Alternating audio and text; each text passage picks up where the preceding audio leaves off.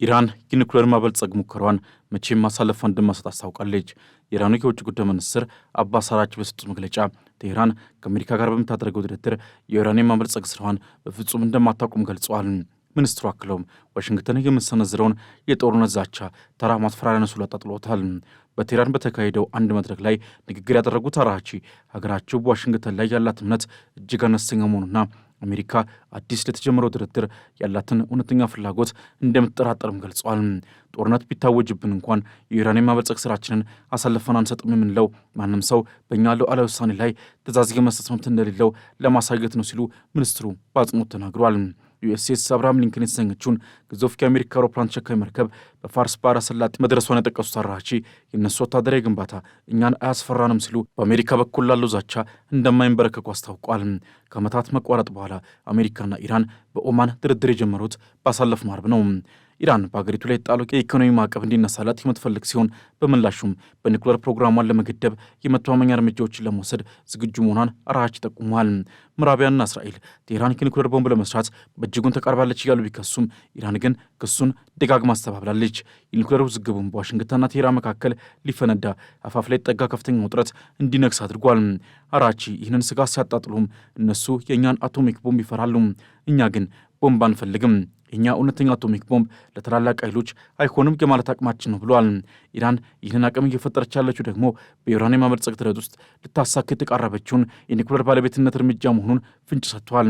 የአባስ አራግቺ አዲስ መግለጫ ለዋሽንግተን ወታደራዊ ጥቃት ሰበብ የሚሰጥ ነው የሚሉት ተንታኞች አሜሪካ የኢራን የኒኩሌር ጦር መሳሪያ ባለቤትነት ጥያቄን በተመለከተ ያሰበችውን የአየር ድብደባ ዕቅድ ተግባራዊነት የሚያጠናክርላት ይሆናል በሚል ሰግቷል። ዋሽንግተንና ቴህራን እርስ በርስ ለመጠፋፋት ከመቼውም ጊዜ በላይ ተዘጋጅተው ባሉበት በአሁኑ ወቅትም ወታደራዊ ዝግጅቶች ምድርን ሊያናውጡ በየፊናቸው ሰድረዋል። ኢራን ጎራም ሻሂድ 4 የተባለውን አጥፊ ሚሳኤል አውታስታማሽ አሜሪካ የአርማዳውን አፍንጫ ወደ ኢራን አሹላ ለጥቃት የፕሬዚዳንቷን ትእዛዝ ብቻ እየጠባበቀች ነው። በሌላ በኩል ደግሞ ኢራን ታዋቂ የለውጥ አቀንቃኝ ፖለቲከኞችን ማሰሯ ተሰምቷል። የኢራን ባለስልጣናት የሀገሪቱን የፖለቲካና የማህበራዊ ስርዓት ለማናጋት ሞክረዋል፣ እንዲሁም ባሳለፍነው ወር በተቀሰቀሰ ተቋም ወቅት ለእስራኤልና ለአሜሪካ ጥቅም ሰርተዋል ያላቸውን 4 ሰዎች በቁጥጥር ስር ውሏል። እሁድ ዕለት የተፈጸመው ይህ እስራት 3 ታዋቂ የለውጥ አቀንቃኞች ፖለቲከኞችን የሚያካትቱ መሆኑን የሀገሪቱ ሚዲያዎች ዘግቧል። በቁጥጥር ስር የዋሉት ግለሰቦች የኢራን የሪፎርም ግንባር መሪ አዛር መንሱር፣ የቀድሞ ዲፕሎማት መውሰን አሚንዛዴህና የቀድሞ የፓርላማ አባል ኢብራሂም አስጋር ዛዴህ መሆናቸው ታውቋል። አራተኛው ሰው ስሙ ለጊዜው አልጠቀሰም። የኢራን ይፋዊ ዜና ወኪል እንደገለጸው ግለሰቦቹ ሀገሪቱ ከአሜሪካና ከእስራኤል የወታደራዊ ጥቃት ዛቻ እየገጠማት ባለበት በዚህ ወቅትም ሰፊ ሁከት በማስተባበርና በመምራት ተወንጅለው ነው ለእስር የተዳረጉ የተባለ ሲሆን በቀጣይም ከሀገሪቱ መንግስት ከባድ ቅጣት ይጠብቃቸዋል ተብሏል። የኢራን የሪፎርም ግንባር በበኩሉ አዛር መንሱር በኢራን አብዮታዊ ጋርድ የሰላ ኃይሎች ከመኖሪያ ቤቷ መታሰሯን አረጋግጧል። በተጨማሪም ጋርዱ ሌሎች ከፍተኛ ድርጅቱን አመራሮች ለጥያቄ እንዲቀርቡ መጥሪያ መላኩም ተገልጿል። የእስራት የተፈጸመው በታህሳስ ወር በኢኮኖሚ ቀውስ ምክንያት ጀምሮ ወደ ለየለት ጸረ መንግስት አመፅ በተቀየረው ግርግር በሺዎች የሚቆጠሩ ኢራናውያን ህይወታቸው ማለፉን ተከትሎ በአገሪቱ ከፍተኛ ቁጣ በነገሰበት ወቅት ነው። የአራግቺ መግለጫ የመጣው የአሜሪካ ከፍተኛ አደራዳሪዎች ስቲቭ ዊትኮፍና ኬሬድ ኩሽነር ቅዳሜ ዕለት ዩኤስኤስ አብርሃም ሊንከን የጦር መርከብን ከጎበኙ በኋላ ነው። ምንም እንኳን ትራምፕ ድርድሩን በጣም ጥሩ ነው ሲሉ ቢገልጹትም በሌላ በኩል ግን ከኢራን ጋር የንግድ ግንኙነት በሚቀጥሉ ሀገራት ላይ ታሪፍ የሚጥል አዲስ ትዕዛዝ ፈርሟል። በተጨማሪም የኢራን የነዳጅ ኤክስፖርት ለማደናቀፍ በመርከቦችና በንግድ ድርጅቶች ላይ አዳዲስ ማዕቀቦች ተጥለዋል። አራግቺ በአሜሪካ በኩል የሚታየው ይህ የማዕቀብና የወታደራዊ ዝግጅት ቀጣይነት ዋሽንግተን ለእውነተኛ ድርድር ያላትን ዝግጁነት ጥያቄ ውስጥ የሚከት መሆኑን ገልጸዋል። ሁኔታውን በንቀት ከተከታተልን ነው። ከዋሽንግተን የሚመጡ ምልክቶችን ሁሉ መዝነን ድርድሩ ስለመቀጠሉ እንወስናለን ሲሉ ተደምጠዋል። በኢራን ከተወሰደው ጠንካራ እርምጃ ከዋሽንግተን ጋር ያለውን ውጥረት ይበልጥ አክብዶታል።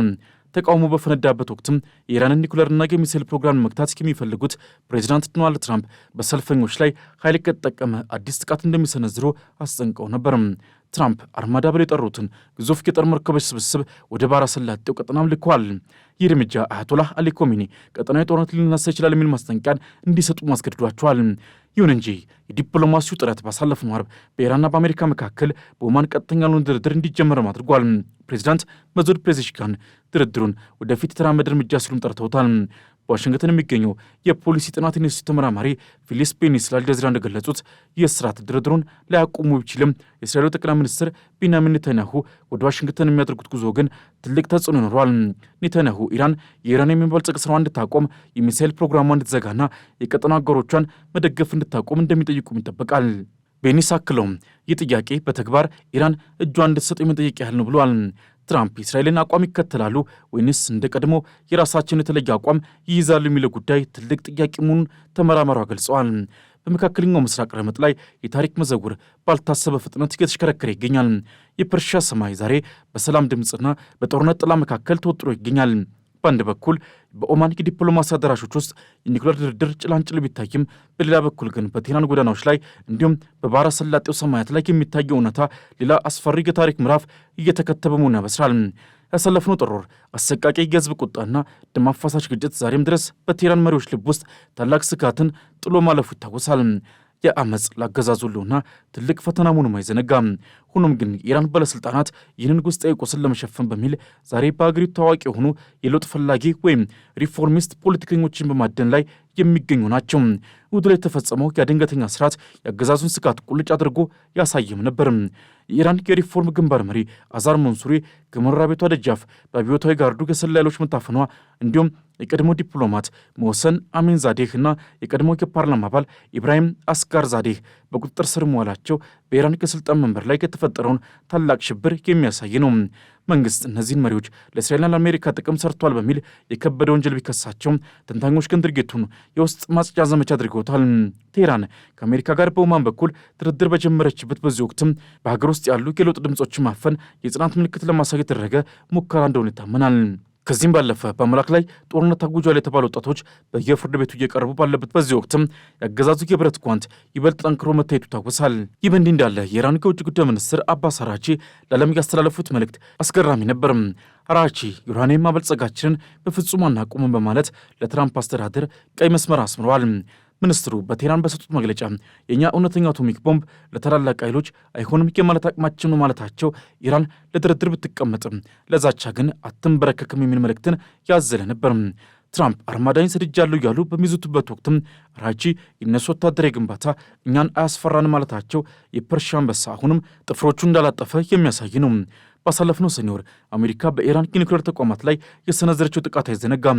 ዛሬም ቢሆን የአሜሪካ ከፍተኛ ተደራዳሪዎች ያሬድ ኩሽነርና ስቲቭ ዊትኮፍ ዩኤስኤስ አብርሃም ሊንከን የተባለችውን ግዙፍ የጦር መርከብ መጎብኘታቸው ዋሽንግተን ድርድሩን በኃይል ለማስገደድ መወሰኗን የሚያሳይ ነው። ትራምፕ ጊዜው ያለቀባችሁ ነው በማለት የሰጡት ማስጠንቀቂያ ምናልባትም መካከለኛው ምስራቅ ወደ ታላቁ ፍንዳታ ለመቃረቡ ዋነኛ ምልክት ነው። ፕሬዚዳንቱ ከኢራን ጋር የንግድ ግንኙነት በሚቀጥሉ ሀገራት ላይ የጣሉት የታሪፍ ዛቻ የኢራን ኢኮኖሚ አንቆ ለመያዝ የተዘረጋ ሌላኛው የሞት ወጥመድ መሆኑ ይታወሳል። አደጋው ግን በዚህ ብቻ ያበቃም። የዲፕሎማሲው መድረክ ዛሬ በከፍተኛ ስጋት ተወጥሯል። የእስራኤሉ ጠቅላይ ሚኒስትር ቤንያሚን ኔታንያሁ ወደ ዋሽንግተን ሊያደርጉት ያሰቡት ጉዞም በኦማን የተጀመረውን ከሰላም ጭላንጭል ሙሉ በሙሉ ሊያጠፋው ይችላል የሚል ስጋትን ፈጥሯል። ኔታንያሁ ለትራምፕ የሚያቀርቡት ጥያቄ ግልጽ ነው። ኢራን ዩራኒየም ማበልጸግ ማቆም ብቻ ሳይሆን ሚሳኤሎቿን ማፍረስና የቀጠና አጋሮቿን መደገፍ ማቆም አለባት። ይህ ጥያቄ ለቴህራን የተንበርካኪነት ጥሪ ተደርጎም ተወስዷል። አሜሪካ የእስራኤልን ጠንካራ አቋም ትከተላለች ወይንስ የራሷን የተለየ የድርድር መስመር ትይዛለች የሚለው ጥያቄ የዓለምን ጂኦፖለቲካዊ ሚዛን የሚወስን ይሆናል።